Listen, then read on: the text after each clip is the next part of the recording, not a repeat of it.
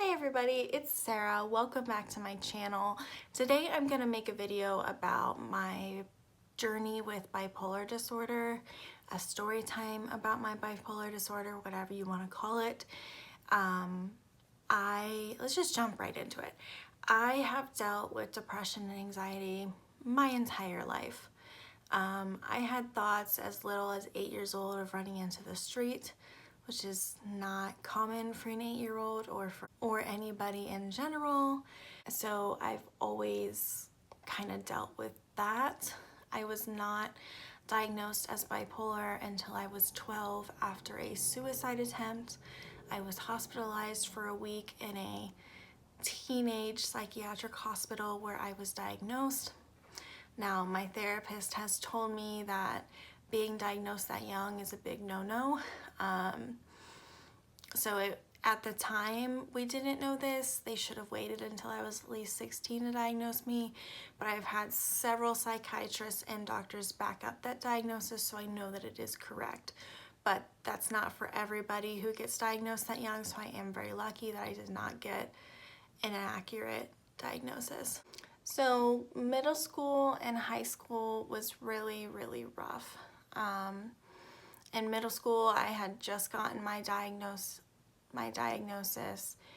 I was battling with that, not sure if I was accepting it. My mom didn't want me to use the word at first or tell anybody. She didn't really believe it. She might have been in denial, I don't know. On top of that, I was being bullied for my weight, as well as what I looked like. There was at one point where one of the popular girls found out that I had a crush on this guy, Kyle, and they had him come ask me out on a date, and then they all ran up laughing like it was a joke. And that still sticks with me. Bullying is so difficult, especially in middle school, which is when I think most of the bullying happens. It's just such a rough age. You're going through puberty and you're trying to figure out who you are. And on top of that, to be dealing with a mental health diagnosis and trying to find medication, it's a lot. High school, I would say it was even worse. I kind of secluded myself, so I didn't have any friends. I went to 3 different high schools, 2 in person and 1 online, just trying to find my place. I was so obsessed with being skinny and being popular, and I never was either of those things, that it just kept me from enjoying life and enjoying my opportunities. On top of that, I had the bipolar and the depression and the anxiety, which kept me from like going to prom, doing the typical things. But when I was finally outside of that high school bubble, when I graduated, that's when I started to become stable. I was finally on the right medication regimen, and I was able to kind of find who I was, and I didn't feel so trapped like I did in high school. So that first year that I was in college, I kind of really thrived. I was at my lowest weight I had ever been just by eating healthier and counting calories. I was majoring in special education, which is what I'm majoring in now. But at 19, I got pregnant with my first daughter, and I dropped out to be a stay-at-home mom. Now I'm back in school, but after having my first, I had severe postpartum depression. I was very suicidal. It was very scary, and I think that's the worst my depression has ever been in my life. I got on medication, and it took about 3 months to fully get out of that postpartum. It was very scary. After that, I was stable for about 2.5, 3 years. We had our second in 2020. She was planned. Even with her being in the NICU for 2 months, I still was stable, which is kind of a miracle. it was very scary for a while. We didn't know if she was gonna make it. Now she's healthy and thriving, and we're so blessed that that is the case.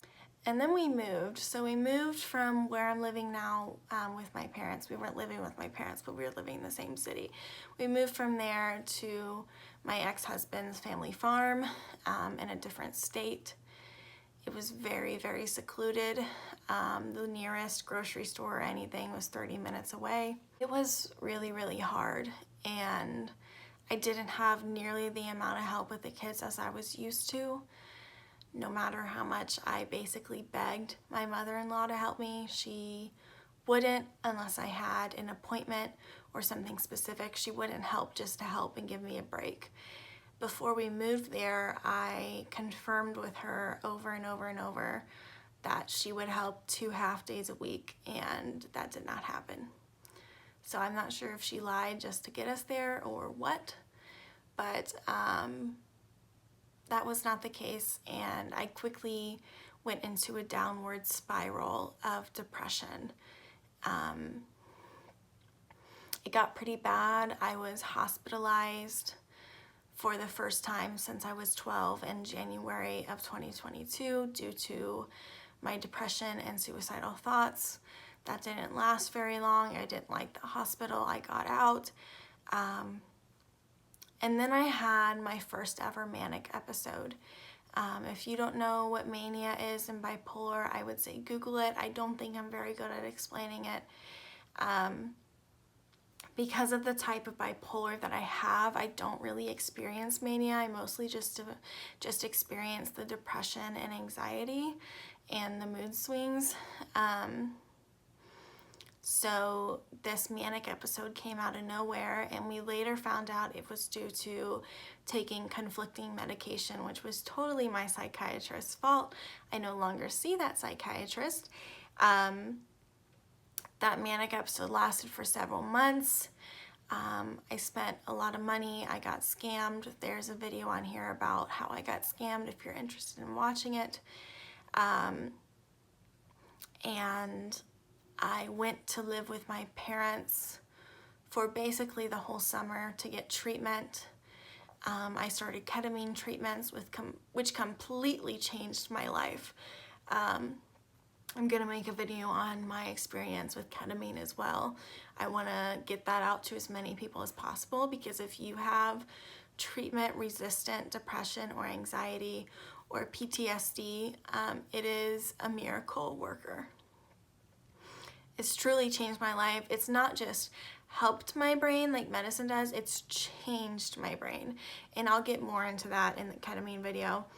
But unfortunately, once I was finally better in about August, it was too late, according to my now ex-husband, and he did want a divorce.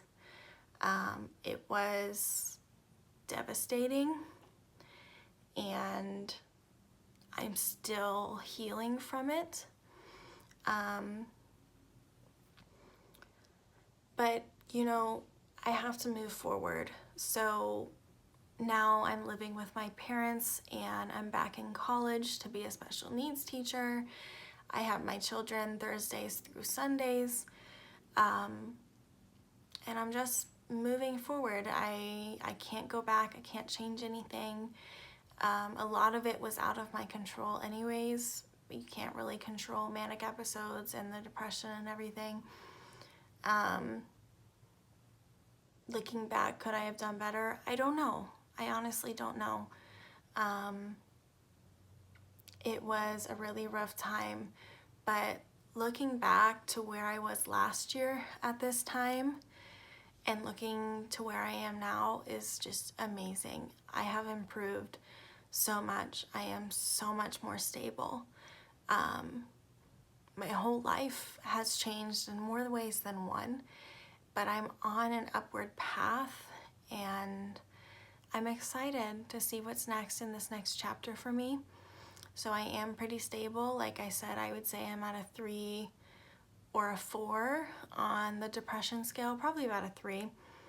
And as far as how stable I am, I would say an 8 out of 10, I mean. I want to put an emphasis on the fact that mental illness is a lifelong battle. I'm sure there will be a time again where I get deep in depression. Hopefully not with these ketamine treatments, because they are a game changer. But even if I'm not in the depths of the depression or the highs of anxiety, even being in that middle is still difficult day to day.